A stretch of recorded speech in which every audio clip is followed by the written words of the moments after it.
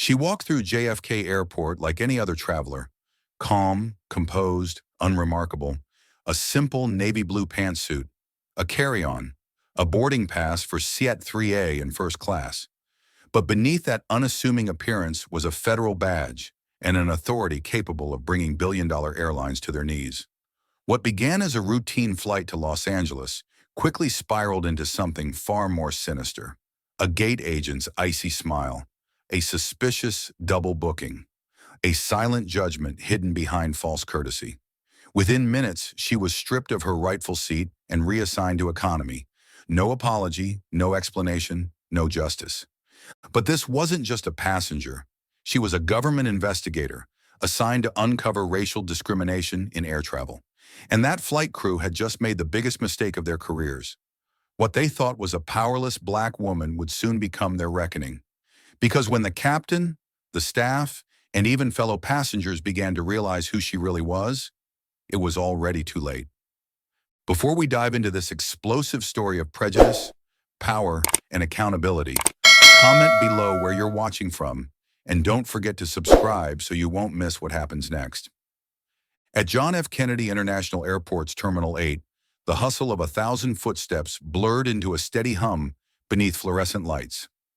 Aaliyah Daniels stepped off the escalator with precise calm, dressed not in opulence but in quiet confidence. Her navy blue pantsuit was crisp, her low bun meticulous. She walked like someone with nothing to prove, but everything to observe. To the crowd, she was just another traveler. But internally, she was running through memos, past case files, and a checklist that had nothing to do with packing. Her mission: investigate subtle and systemic discrimination within airline procedures. The Department of Transportation had received a flood of complaints in recent months, many of them difficult to prove. People of color being passed over for upgrades. Business travelers being randomly selected for additional screening. Passengers with valid first-class tickets quietly being reassigned without clear reason. Today, Aaliyah was the control variable. No press badge, no camera, just one woman, one ticket, and a plan to blend in until the system exposed itself. She paused near the security checkpoint, finding a quiet spot behind a concrete column. Her fingers scrolled through her internal documents. Testimonies, complaint numbers, case summaries. She knew the patterns. She was here to test whether those patterns repeated themselves once again. With her official ID tucked in a hidden compartment and her cover story rehearsed, she joined the TSA line like everyone else. Shoes off, laptop out. Nothing about her attracted attention until she reached the gate. Flight AA-198 to Los Angeles. Gate 23B. The gate agent, Karen White, was arranging the podium.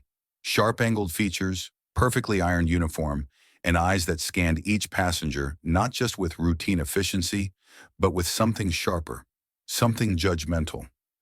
As Aaliyah approached the counter to confirm boarding details, she noticed it. The pause. Karen's eyes stalled just a second longer than necessary. Her gaze flicked from Aaliyah's face to her outfit, then to her boarding pass, as if double-checking whether this woman should be holding a ticket for seat 3A. Aaliyah smiled politely. Just confirming my seat, first class, 3A. Karen's reply was delayed, her voice wrapped in artificial professionalism. Of course, you're a bit early, so boarding hasn't started yet. Feel free to wait over there. Aaliyah stepped aside, but the moment lingered. She didn't need evidence yet.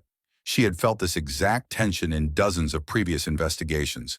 The subtle pause, the silent scan, the almost imperceptible disbelief. She took a seat in the waiting area. An older white couple in matching travel sweaters sat a few seats over. They glanced her way and whispered. The man raised an eyebrow. To most, the moment would seem meaningless.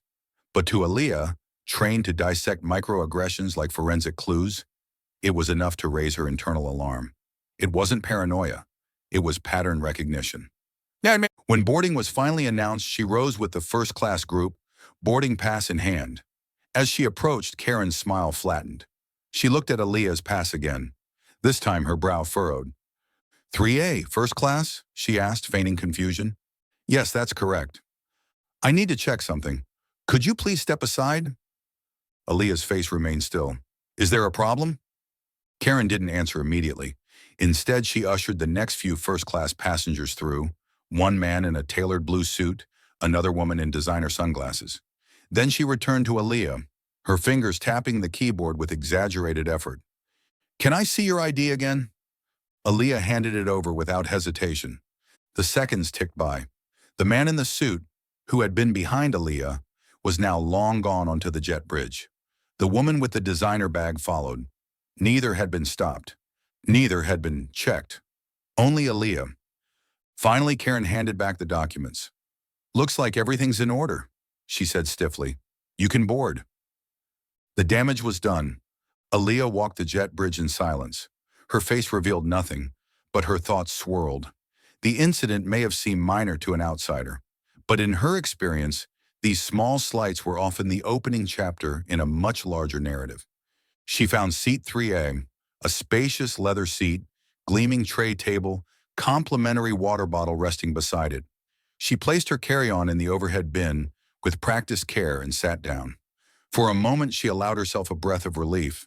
Maybe that was the end of it. But as she reached for her seatbelt, she noticed movement at the front of the cabin. Karen White was back, and this time she wasn't alone. Trailing behind her was a flight attendant, stern-faced, arms crossed, voice hushed but firm. Their eyes scanned the cabin and landed squarely on Aaliyah. "Miss Daniels," Karen called out, "there's been a change in seat assignments. I'm afraid we'll need you to move to economy." Aaliyah blinked once. Calm, controlled, but inside the fire had been lit, because now it was no longer subtle. It was official. They were trying to erase her. Aaliyah remained seated, her hands folded neatly in her lap as Karen White and the flight attendant loomed over her. The narrow first-class aisle was now a stage, and the eyes of surrounding passengers became an unwelcome audience. The silence between them buzzed louder than the whine of the engines powering up outside the aircraft. "I'm sorry," Karen repeated with brittle insistence. "This seat has been reassigned to another premium passenger. We'll need you to move to coach." Aaliyah tilted her head, her voice even. "I purchased this ticket in advance. My reservation was confirmed. I was already seated before any changes were announced. Could you clarify what caused this reassignment?" The flight attendant, who wore a name tag reading Veronica, shifted uncomfortably. Her tone, though less clipped than Karen's, carried the same finality. "It appears there was a double booking. A premium loyalty member upgraded at the gate." Aaliyah's eyes narrowed slightly. "And that loyalty member is already boarded?" Karen nodded without a hint of irony. "He's waiting to be seated. We'd like to resolve this quickly." Aaliyah didn't have to look to know who it was. She'd seen him in the gate area, a white man in his 40s, expensive watch, and a phone glued to his hand. A man who hadn't been stopped or questioned. A man the staff immediately assumed belonged in first class.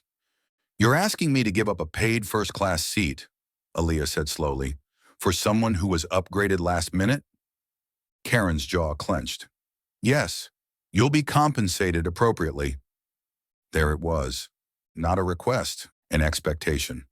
Aaliyah didn't move. Instead, she opened the front pocket of her carry-on and retrieved a small, worn leather notebook. Inside it were pre-printed forms for precisely this type of incident: passenger displacement without consent. Her fingers hovered over the form, not yet pulling it out. Veronica shifted again. "We really need to get everyone seated. The flight's on a tight schedule." Aaliyah finally looked up at them both. Her voice was lower now, firmer, with just a hint of steel beneath the velvet. "I understand, but unless you can provide written proof of a double booking, flight records, passenger upgrade history, or a seat reassignment log, I won't be moving." Karen opened her mouth to argue, but before she could speak, the man in question appeared behind her. He peered past the two women and looked directly at Aaliyah. "She's still here," he said with a scoff. "I paid extra for this. I've got a connection to make." Karen turned to him apologetically. "We're resolving it now, sir." Aaliyah didn't look at him. Instead, she returned her attention to Veronica. "I'd like to speak to the lead flight attendant or the pilot, please." Karen bristled. "There's no need to escalate this." "There's already been an escalation," Aaliyah replied, her tone sharp but contained, "and I intend to document it accurately. Unless someone can explain why I'm being treated differently, Then the other first-class passengers who weren't asked to move, I'll remain in my seat. Veronica's eyes darted to Karen. Karen, visibly frustrated, tapped at her tablet device with exaggerated force. Aaliyah saw it for what it was. Not a glitch, not a misunderstanding. A test. Would she comply without resistance? Would she quietly disappear into coach and be forgotten by the time the cabin door closed? The man with the expensive watch sighed dramatically behind them. This is ridiculous. And then, just as Aaliyah expected, another layer dropped. Karen leaned in and said, quieter now. Look, I don't know what scam you're running, but this isn't going to work. Just take the economy seat. Aaliyah blinked once. Scam! Karen didn't repeat it, but the accusation hung in the air like a charge. Behind her composed expression, Aaliyah's pulse quickened. Scam. Fraudulent ticket. Watch list. Words she'd heard before. Words used not because of actual security concerns, but because of skin color and stereotypes. Her breath stayed steady. She didn't flinch. Not yet. Because she knew something they didn't. Aaliyah Daniels wasn't just a first-class passenger. She was a senior federal investigator for the U.S. Department of Transportation, and every second of this charade was strengthening her case. I'm not moving, she said finally. Karen's nostrils flared. Then you'll be escorted off the flight. Aaliyah gave her a long, deliberate look. If that's your final decision, I want it in writing. And I'd also advise checking your passenger manifest again. You might want to be absolutely certain about who you're dealing with. Karen stared at her, confused. But something in Aaliyah's tone, something in her unwavering calm, gave her pause. Veronica stepped back, visibly shaken. The pressure shifted. Passengers nearby began to take notice. A silver-haired man across the aisle looked over his glasses. The woman in the next row, once pretending to read a magazine, was clearly eavesdropping. Aaliyah said nothing more. She didn't need to, because the trap had been set, and the story was no longer just hers. It belonged to every witness watching, to every silent onlooker wondering why this woman was being removed. The atmosphere inside the aircraft had shifted. It was subtle. No dramatic announcements or flaring tempers, but the air was undeniably heavier. Eyes flickered between Aaliyah and the flight crew. A few passengers began whispering. One woman clutched her designer handbag a little tighter. Another man adjusted his tie, clearly uncomfortable with the unfolding scene, but unwilling to intervene. Karen White stepped back, lips pressed into a thin line, and spoke into her radio. We need a supervisor at the jet bridge. Passenger is refusing to comply. Veronica, standing nearby, looked increasingly uneasy. Aaliyah remained seated. Her heart pounded, not with fear, but with purpose. She reached into her inside pocket and quietly activated the recording feature on her government-issued phone, shielding it beneath the blanket folded on her lap. Every word from this point on would be preserved. Within 2 minutes, a new figure appeared at the front of the cabin, a uniformed operations supervisor named Douglas Trent. Late 40s, thinning hair, clipboard in hand, and an air of managerial detachment. Miss Daniels, he said, addressing her with forced politeness, can we speak outside the aircraft for a moment? Aaliyah looked up calmly. Is there a reason this conversation can't happen here? He hesitated. We'd prefer to handle this discreetly. She stood. Very well, but understand, I'm not abandoning my seat. I'm complying with a request for dialogue. He nodded and gestured toward the front galley. As she passed by the white man still standing behind Karen, Aaliyah noticed his eyes slide over her with subtle disdain. She logged it silently. Another pattern. Out on the jet bridge, the noise of the terminal was muffled behind the sealed aircraft door. Aaliyah faced Douglas with a quiet but unmistakable authority. He started with the usual corporate platitudes. We appreciate your cooperation, and we apologize for the inconvenience. There's just been a mix-up with the seating. She cut him off. Let's not waste time. I'm aware that my seat was reassigned after I was already on board, without any documented reason and without compensation. I've also been accused, off the record, of trying to scam my way into first class. So I'm going to ask you directly, why was I removed from seat 3A? Douglas blinked. I wasn't aware of the exact language used by the gate agent, but there were concerns raised about a possible discrepancy with your reservation. Were those concerns supported by any documentation? No, ma'am. It appears the system flagged your ticket as needing verification, but Aaliyah raised an eyebrow. System or Karen White? He looked flustered. I don't have those details. She stepped closer, lowering her voice to just above a whisper. Mr. Trent, I want you to understand something very clearly. My name is Aaliyah Daniels. I am a senior federal auditor with the U.S. Department of Transportation. This flight is part of an active investigation into discriminatory practices across commercial airlines. The color drained from his face. She continued. I was prepared to observe. I was prepared to quietly document patterns of behavior, but your staff forced my hand by escalating this into a removal without cause. Douglas opened his mouth, but no words came out. Aaliyah pressed on. I now have cause to file a formal report citing discriminatory profiling, abuse of authority, failure to follow federal compensation policies during displacement, and retaliatory conduct by gate staff. Would you like to add anything to the record before this proceeds further? He stammered. Miss Daniels, I'll have you return to your original seat immediately, and we'll open a review of the staff involved. Too late, she said evenly.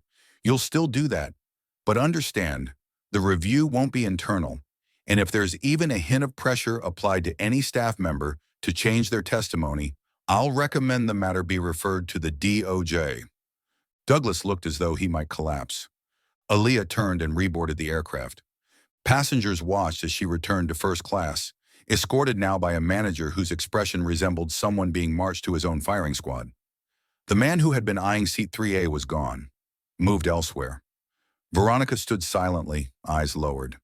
Aaliyah took her seat, reclined slightly, and opened her leather notebook. This wasn't just a rogue employee. This was a system, and now the system was exposed. Back at the front of the cabin, Douglas quietly spoke to Veronica and Karen. Moments later, Karen exited the aircraft without a word, her walk stiff, her jaw clenched. Passengers whispered behind hands. Veronica approached Aaliyah with a small bottle of water. Miss Daniels, she said softly, I just wanted to say, I'm sorry. Aaliyah looked up, her tone cool but not unkind. You still have time to make things right. Veronica's hand trembled slightly as she set the bottle down. If there's someone I can talk to later, to explain what really happened, will you help me? Aaliyah nodded. I will. The cabin lights dimmed. The jet engine whirred to life. And as the aircraft taxied toward the runway, Aaliyah Daniels leaned back in her seat, eyes closed, not with exhaustion, but clarity. The investigation had officially begun. The moment the plane left the ground, so did the facade. Veronica returned to her jump seat, her face drained of color, hands clenched in her lap. The smooth takeoff couldn't erase the turbulence already unfolding behind the scenes. She replayed Karen White's words in her mind.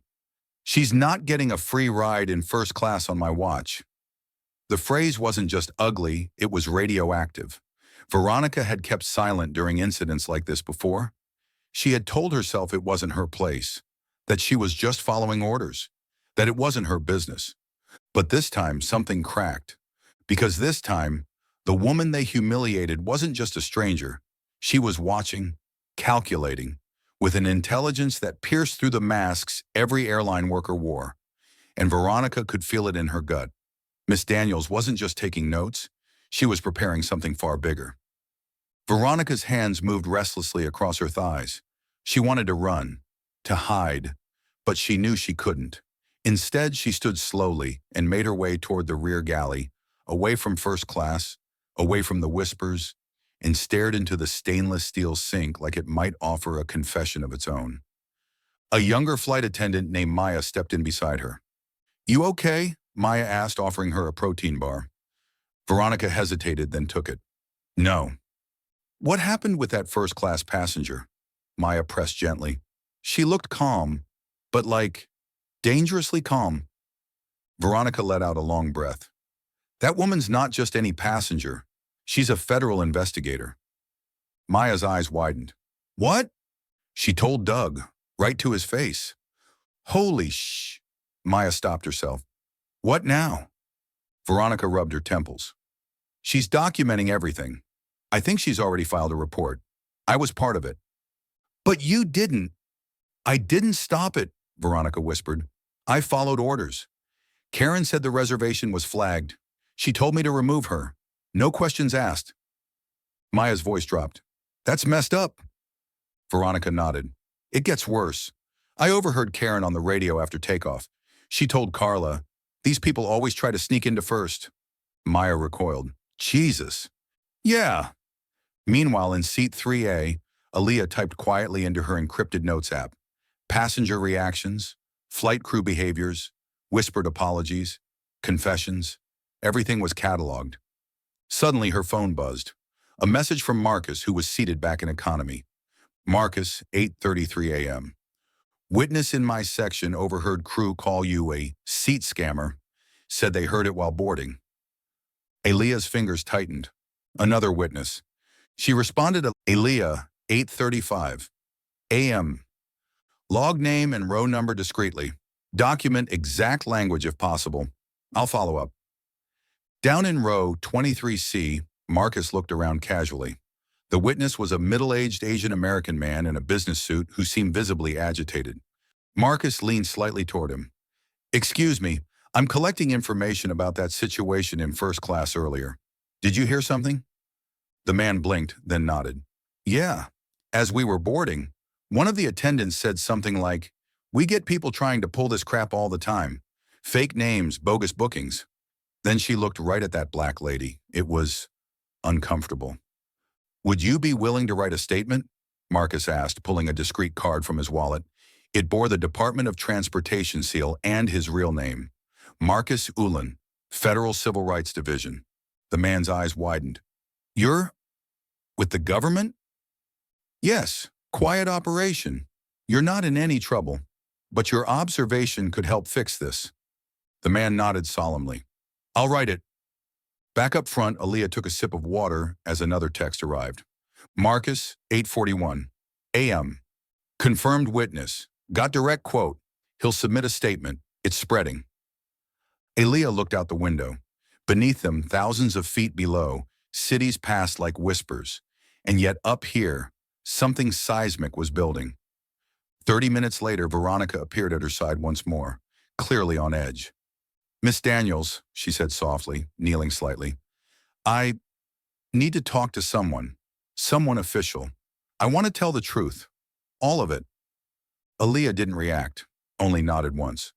I'll arrange for a statement to be taken. You'll be protected. I don't want to be part of this anymore, Veronica said, tears forming. Karen, Carla, they make people like me complicit. I want out. You just made the first step, Aaliyah replied. Keep your head down for now. We'll talk when we land. As Veronica stood and returned to her duties, Maya approached her near the galley. Hey, whatever happens, Maya said, you're doing the right thing. I hope so, Veronica whispered. Back in first class, a new energy began to rise. Not chaotic, but cautious. The passengers were starting to sense the truth. Something bigger than a seat dispute had happened. Something institutional. And the woman in 3A wasn't the problem. She was the reckoning.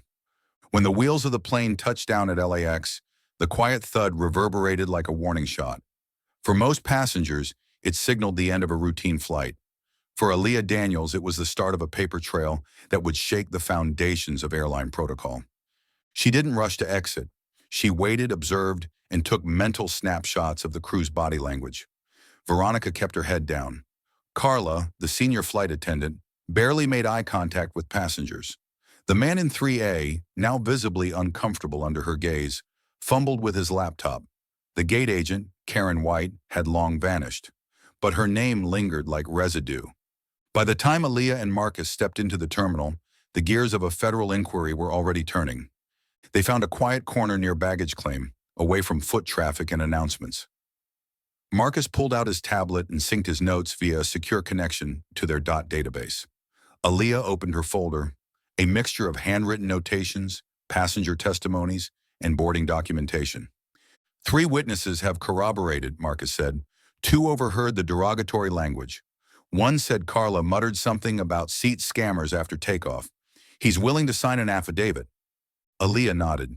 Veronica's cracked. She wants to talk. She approached me during the flight and again as we landed. She's afraid, but she knows what happened was wrong. She confirmed Karen ordered the removal. Said she heard the phrase, "She's not getting a free ride in first class on my watch." Marcus exhaled. That's damning. And Carla backed it without hesitation, Aaliyah continued. When confronted, she defaulted to the typical, "I was following orders" line. Marcus rubbed his forehead. We've seen this before. A toxic gate agent, staff afraid to push back, and passengers of color paying the price. Aaliyah flipped through her notes. The meal allergy incident in row 6 also adds weight. Medical negligence. Ignoring the call button. That husband is already looking into legal action. Did he speak to you? He asked if I was someone who could make sure the airline didn't get away with this. She replied. I told him to file a complaint with the DOT, but I suspect his lawyers will handle it. They sat in silence for a moment, letting the magnitude of what they'd collected settle between them. I think we should file a multi-tiered report, Marcus said. One section for racial bias in seat assignment and passenger handling. Another for procedural failures during the medical emergency. Agreed, Aaliyah said. And I want to include a recommendation that Karen White be immediately suspended pending full review. Her name has come up in other complaints. Marcus raised an eyebrow. Pattern? 3 prior incidents, all filed within the last 2 years. 2 involved accusations of racial profiling. He whistled low, so the airline knew. They knew, Aaliyah said, and they did nothing. That's gross negligence. Her phone buzzed. A message from DOT HQ 1213. PM. Confirm whether gate agent is still on payroll. We've pulled employment records, red flags. Proceed with formal witness interviews as soon as possible. Aaliyah turned to Marcus. HQ's pulling her employment file. There's a paper trail. Then we move, he said. Let's get Veronica's official statement on record while she's still willing. Veronica was waiting by the employee exit when they approached. She looked like she hadn't exhaled since touchdown. You're really with the government? She asked quietly. Aaliyah showed her badge. Veronica's shoulders dropped. Okay, then yes, I'll give a statement. They led her to a quiet airport conference room arranged by a DOT liaison stationed in Los Angeles. The air was sterile, the lights fluorescent, but what Veronica shared within those walls would cut deep. I heard Karen say she didn't want that woman in first class. Said people like her always fake tickets or try to sweet-talk their way up front. She told Carla to remove her if I wouldn't, and when I hesitated, Carla told me I was risking my job if I didn't comply. Aaliyah's pen didn't pause. Veronica went on, I checked the ticket myself. It was valid, first class, paid for, but I followed orders. I told her there was an issue, told her to step aside. She was calm, scarily calm, but I could tell she'd been through this before. Marcus leaned forward. Did Karen ever use any specific language suggesting race was the issue? Veronica hesitated. She didn't say black outright, but the way she said, these people, with a sneer, I knew what she meant, and I've seen her do it before. She's never like this with white passengers. Aaliyah exchanged a glance with Marcus. That was it, the line they needed. Would you be willing to testify under oath? Veronica nodded. Yes, but I want protection. I don't want to be blacklisted. We'll arrange that, Aaliyah said. Whistleblower protections will apply. By the time Veronica left the room, a weight had lifted from her shoulders, and in its place, clarity. Back at their hotel later that evening, Aaliyah reviewed the footage from her concealed body cam. While most of the flight attendants hadn't known who she was, their expressions and actions told volumes. The subtle coldness, the shift in tone once the man in 3A arrived, the rushed removal without documentation, the scathing language overheard behind the galley curtain. It was all there. She uploaded everything into the DOT database with one simple subject line, Flight AA198, Active Federal Discrimination Review initiated. The storm was coming, and the airline had no idea how high the cost would be. The next morning, Aaliyah Daniels stood before the towering glass doors of the American Airlines West Coast Regional Office. The building glistened under the Los Angeles sun, polished to perfection, like the public image the airline had worked so hard to maintain. But behind those reflective panes, a quiet panic was beginning to swell.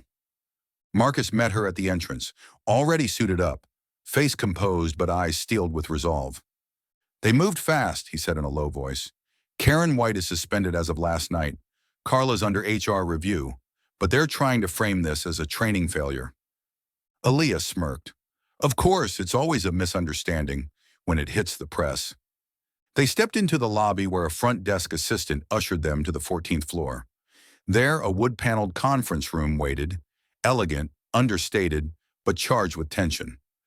Across the long mahogany table sat Regional Director Joseph Peterson and Compliance Executive Andrea Lee. Their smiles were crisp, rehearsed, with a hint of corporate desperation hiding behind composed faces.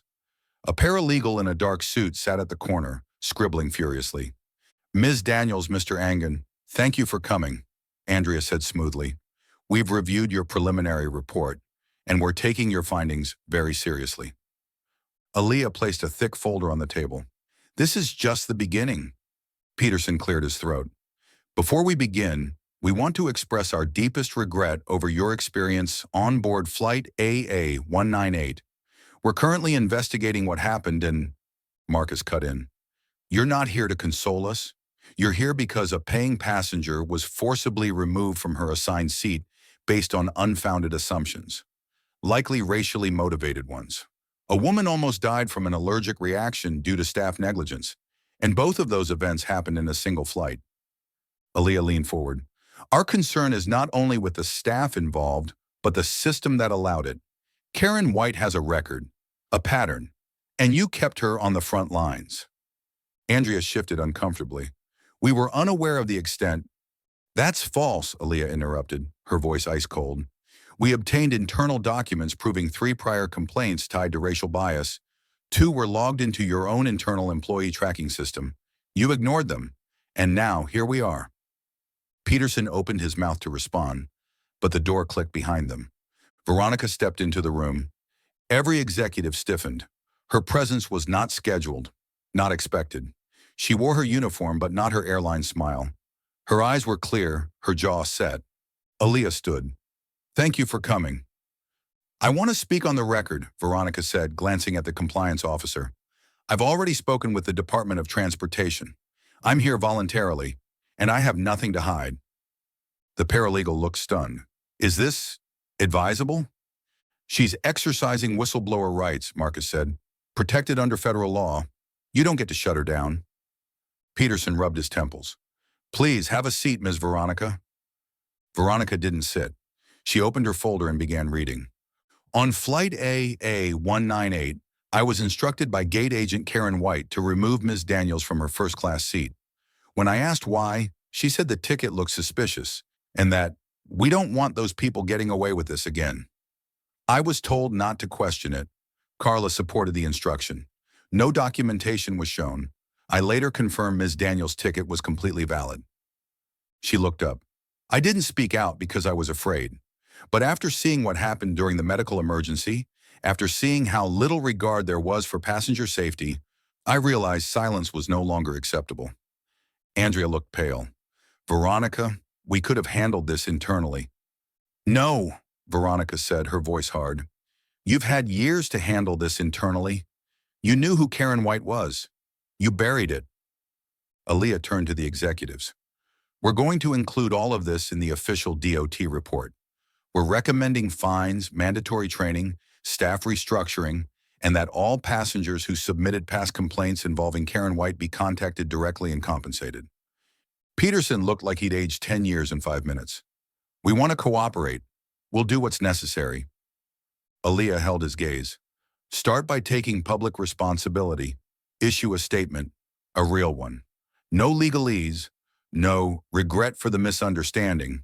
Say what happened, admit it, and commit to fixing it. Andrea nodded slowly. We'll draft something today.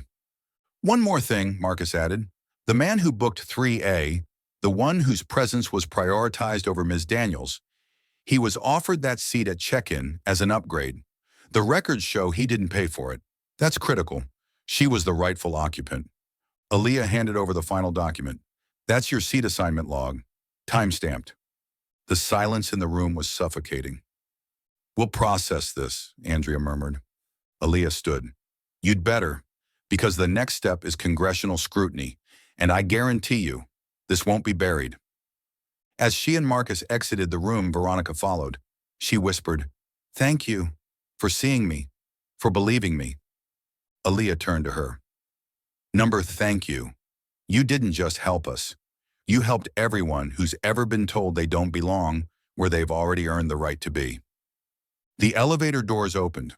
The fight was no longer about a seat, it was about a system, and that system had just been confronted face to face with truth that could no longer be denied. By the end of that week, the ripple effects of the confrontation in Los Angeles reached the highest levels of both the airline and the federal government. A string of internal meetings were called at American Airlines headquarters in Fort Worth, Texas. The atmosphere was suffocating. PR officers scrambled to contain the public backlash, executives held closed-door sessions to discuss liability, and legal teams pored over passenger complaints that now spanned years. For the Department of Transportation, the tipping point had arrived. Aaliyah Daniels and Marcus Engen had compiled enough evidence to not just prove a pattern, but a culture, one that enabled gate agents and flight attendants to operate on assumption, stereotype, and unchecked authority. On Monday morning, a formal notice was delivered to American Airlines via secure channels. A full-scale federal investigation was being opened. Aaliyah sat in a secure briefing room in D.C., flanked by a team of federal attorneys, compliance officers, and aviation ethics advisors. On the wall behind her, a screen displayed the official DOT seal. Her report, now cross-referenced with over 40 testimonies, video footage, and airline documentation, would serve as the cornerstone for an enforcement action that could shake the industry. Flight AA-198 wasn't an anomaly, she said calmly to the room. It was a reflection of a deeper rot, not just in this airline, but in airline policy as a whole. Marcus added, "We've identified similar cases going back 3 years. The same names keep popping up, same behavior, different cities, same outcome. Discrimination dressed up as procedural error." An older advisor from the Aviation Oversight Board nodded solemnly. "We've seen this before, but never this organized. You two have done more in 1 month than our audits revealed in a year." Aaliyah's voice was steady but hard. "It's because we lived it. They didn't know they were being watched. What happened on that plane wasn't filtered, it was raw." In response to the report, American Airlines called a high-profile press conference to address the mounting scrutiny. Cameras flashed as CEO Mitchell Crane approached the podium with the weight of a crumbling system on his shoulders. "We deeply regret the incidents aboard Flight AA-198, he began. "An internal review has confirmed lapses in judgment, failure to follow anti-discrimination policy, and an unprofessional response to a medical emergency. These are unacceptable." But it wasn't enough. Reporters shouted over each other.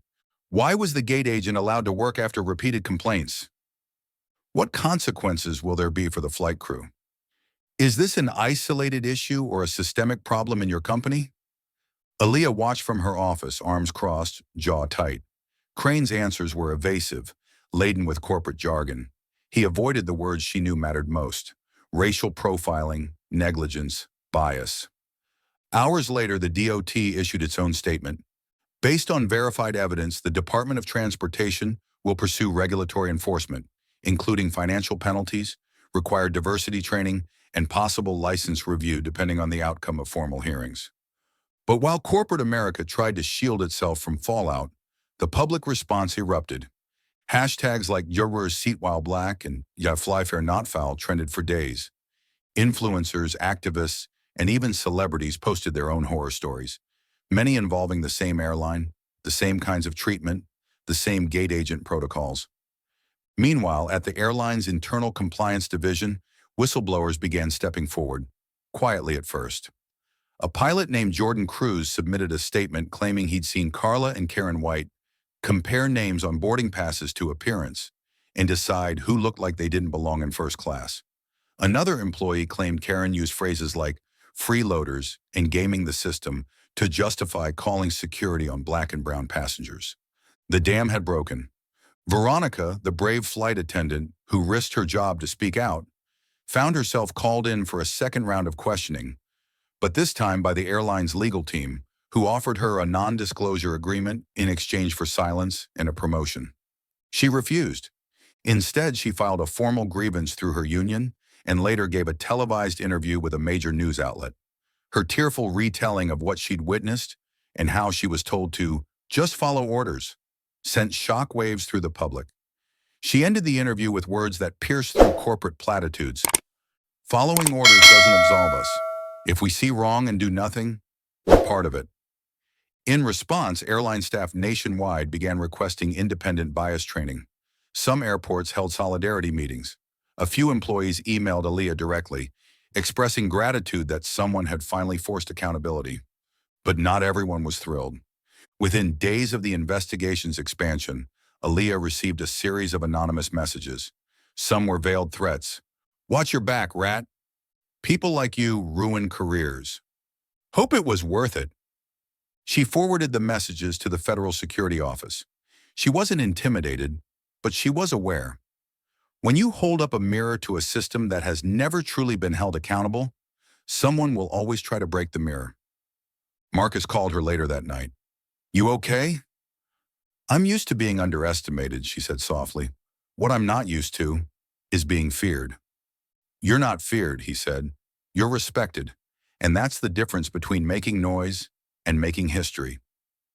Aaliyah looked out at the Washington skyline from her apartment window, the Capitol dome glowing faintly in the distance. Somewhere in that dome, laws would soon be debated. Laws she helped shape with her report, her calm defiance and her unwillingness to sit down when told to move.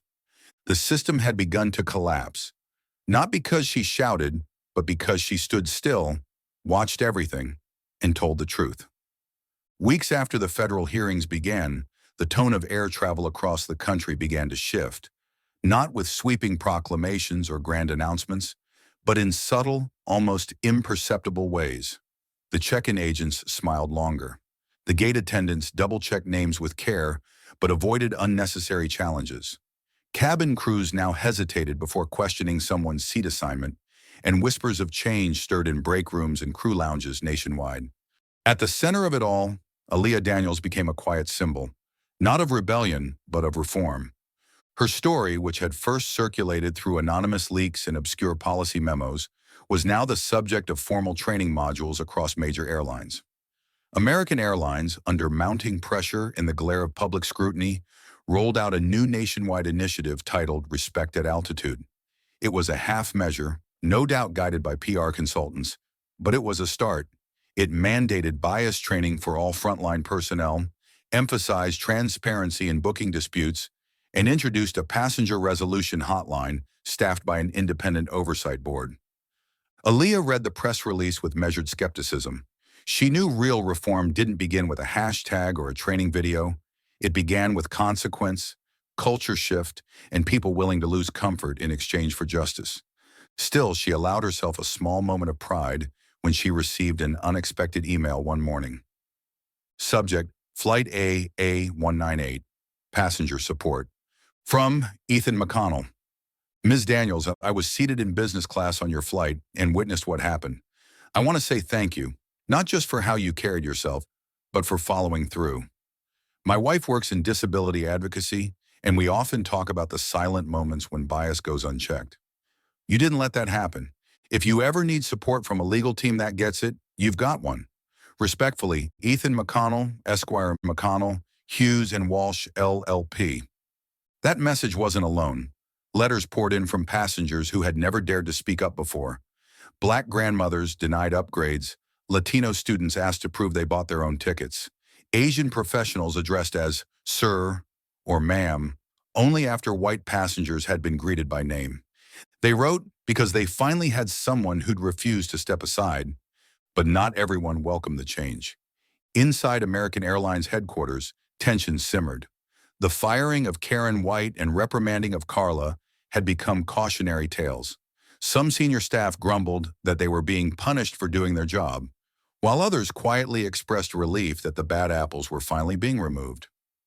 Veronica, now a union liaison, became a beacon within the flight attendant community. Her inbox overflowed with stories, confessions, and questions. Many of her colleagues still feared retaliation, but her courage had cracked something wide open, the illusion that silence protected them. In truth, silence had always protected the wrong people. She now led monthly forums called Cabin Conscience, where crew members anonymously submitted situations they'd witnessed or been forced into. Stories of prejudice masked as procedure. These were shared aloud, discussed, and resolved through collective understanding. One of the most impactful stories came from a young biracial flight attendant named Jordan, who described being told by his superior, "If they look like trouble, they probably are. Trust your gut." His voice trembled as he spoke, but the room applauded when he added, "My gut's no substitute for fairness." Meanwhile, the Department of Transportation finalized its recommendations based on the Daniels-Engen report. Aaliyah and Marcus stood in a Capitol Hill committee room, presenting their findings to a panel of bipartisan lawmakers. It was a stark room, high ceilings and oak-paneled walls, but Aaliyah's voice didn't waver. "Discrimination in aviation isn't always loud," she said. "It doesn't scream. It whispers. It whispers in seat assignments, in gate checks, in who gets believed and who gets bumped." One lawmaker, a Republican from Georgia, leaned forward. "Ms. Daniels, are you suggesting we legislate customer service behavior?" "No," she replied. "I'm suggesting you legislate accountability, because right now we have policies without enforcement, and that's not a system. It's theater." The committee unanimously agreed to endorse the DOT's proposals for expanded auditing authority, mandatory data reporting on passenger complaints, and whistleblower protections for airline staff. It was the most comprehensive reform package in commercial aviation in over 2 decades. Outside the building, reporters crowded the sidewalk. Aaliyah walked past them without stopping, her bag over one shoulder, her phone buzzing with new alerts. But she wasn't interested in the headlines. Change, she had learned, doesn't begin in headlines. It begins in the quiet, a woman sitting in a seat she paid for, refusing to move. By now, even rival airlines had begun adapting. Delta implemented a cross-check system to verify seat conflicts without bias. JetBlue introduced a mobile app allowing passengers to flag discriminatory behavior in real time. Southwest began allowing federal monitors to fly anonymously and audit customer interactions.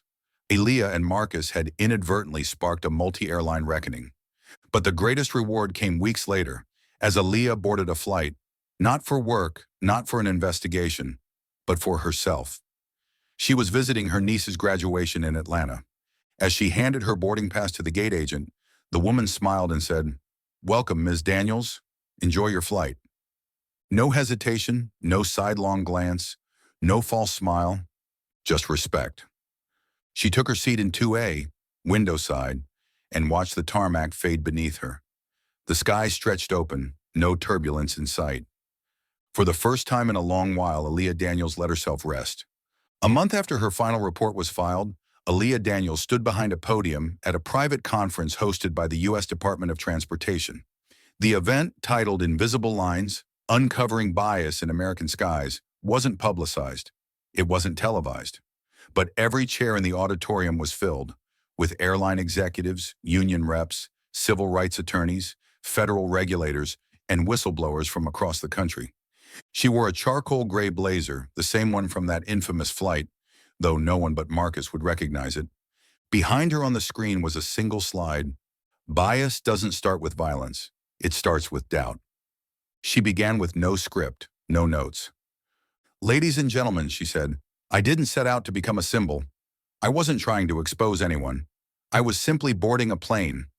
A quiet settled across the room. Seat 3A was mine. I booked it, paid for it, confirmed it. And yet, within minutes of stepping on board, I became a suspect. Not for what I said or did, but for what I looked like.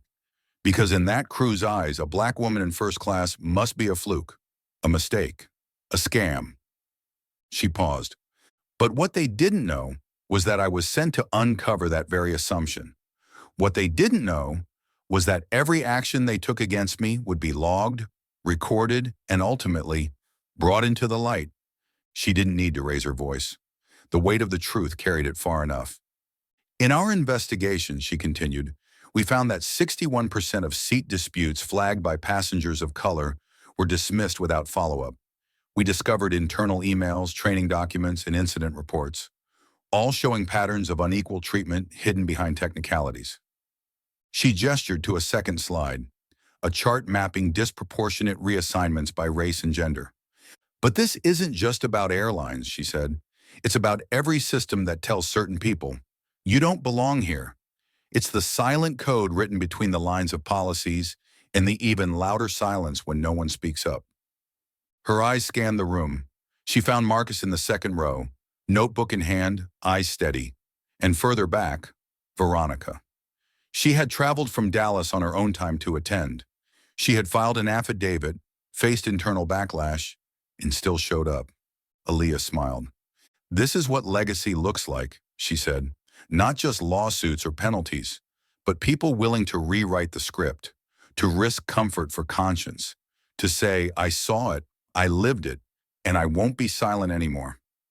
Thunderous applause erupted, not for spectacle, but for resonance, the kind that lives in the bones. That afternoon, DOT officials officially unveiled the Daniels Protocol, a nationwide directive mandating anonymous passenger audits, transparent reporting channels, and third-party resolution panels in all major airports. The rule was named not by Aaliyah's request, but by unanimous internal vote. Marcus approached her after the ceremony. They're calling you the Rosa Parks of the skies now. She rolled her eyes. Let's not get carried away.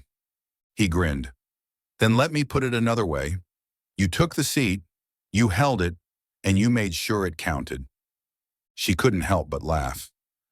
Later that evening, as twilight painted the Capitol skyline in golden shadow, Aaliyah returned to her modest apartment. She changed into sweatpants, tied her hair back, and opened her laptop.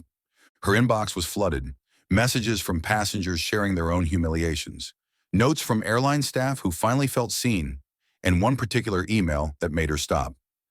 Subject, I watched you. From Lisa M., JFK gate attendant. I was working the adjacent gate when they pulled you aside. I wanted to say something, but I froze. I was afraid of losing my job.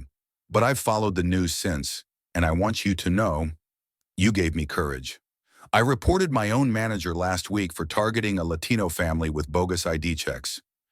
I don't know what happens next, but I know staying silent isn't an option anymore. Thank you. Lisa. Aaliyah closed her eyes and breathed. Not every battle made headlines. Not every stand was loud. But each choice, each refusal to step aside, added up. She thought of her grandmother, who once told her, Child, if they ever say you don't belong, you stand taller. That way they'll know who really doesn't fit. She stood tall now, not just in body but in legacy. And in the days that followed, that legacy rippled outward. American Airlines announced a full overhaul of their gate agent training systems. The FAA expanded their passenger protection policies. Other airlines began voluntarily adopting the Daniels Protocol, not out of fear, but out of necessity. And perhaps most poignantly, a mother wrote in, My daughter watched your story. She asked me if she could ever be a pilot. I told her yes, because people like you made it easier. Aaliyah typed a quiet reply. Tell her to aim higher than the cockpit. Tell her to own the whole sky. Don't forget to subscribe and hit the notification bell to catch more gripping stories like this. Thanks for watching and see you next time.